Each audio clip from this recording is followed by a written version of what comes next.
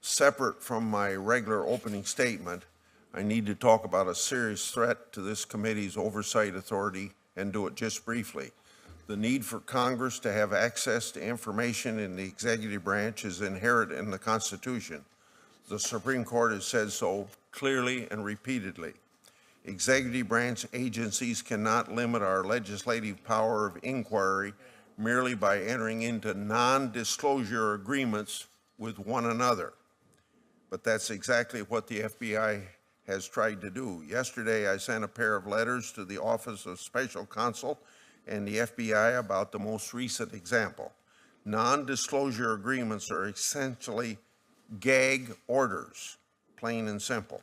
They thwart transparency, accountability, and seek to obstruct congressional oversight.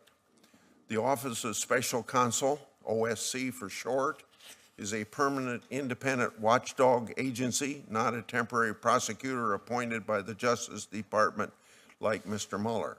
Following complaints from Congress, the Office of Special Counsel opened an investigation of former Director Comey.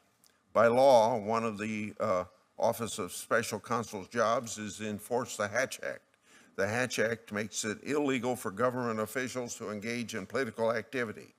So the Office of Special Counsel began trying to gather evidence to find out whether Comey had a political motive for his actions. But there was one problem. The FBI refused to cooperate voluntarily. OSC could have engaged in a long legal battle to force the FBI to turn over the information. But the FBI was apparently less concerned about OSC than they're concerned about Congress's oversight opportunities and responsibilities. The FBI demanded that OSC promise not to give any of the information to Congress. A gag order, that was the price of quick and easy access to the information by that agency. So OSC took the deal. But the documents and interview transcripts are vital to this committee's oversight of the FBI. We managed to obtain 2 heavily redacted witness interviews. They show that Mr. Comey had made up his mind and started drafting his controversial announcements months before the Clinton investigation was over. But we were not consulted or even informed of the FBI's insistence that OSC agree to a gag order until after the fact. According to OSC, the FBI has never asked for such a gag order before. Neither has any other agency. Why now? Why was the FBI so focused on keeping Congress in the dark? Why is it so afraid of shining the light of day on the controversial decisions Mr. Comey made in the months before he was fired? This isn't the first time the FBI has tried this trick. It also reportedly made all the agents working on the Clinton investigation agreement agree to a special gag orders. But the executive branch cannot avoid constitutional oversight by assigning agreements. This committee has oversight authority over the Department of Justice and the FBI. If there's any whiff of inappropriate partisan or political influence in these institutions under any administration or any party, this committee has a duty to get to the bottom of it. That is exactly what we will do. I expect full, complete, and timely answers to my letters. This committee needs to see the full witness interview and all the documents, including drafts and internal FBI memos about Comey's decision to make that controversial statement last summer, and I will do everything in my power to make sure that we do. Do you have anything you want to say on that subject?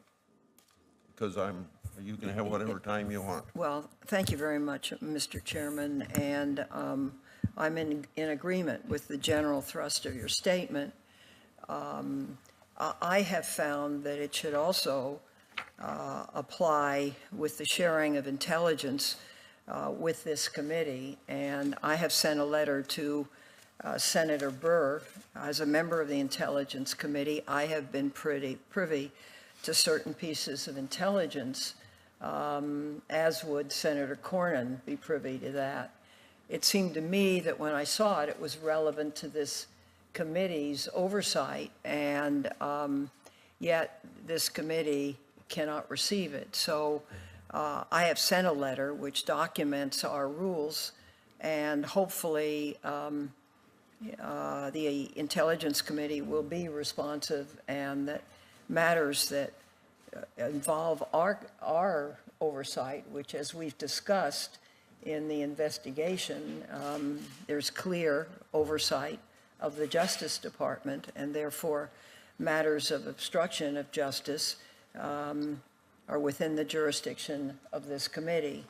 And so hopefully we will be able to obtain that. I just haven't had a chance to tell you that, but I did it. Thank you.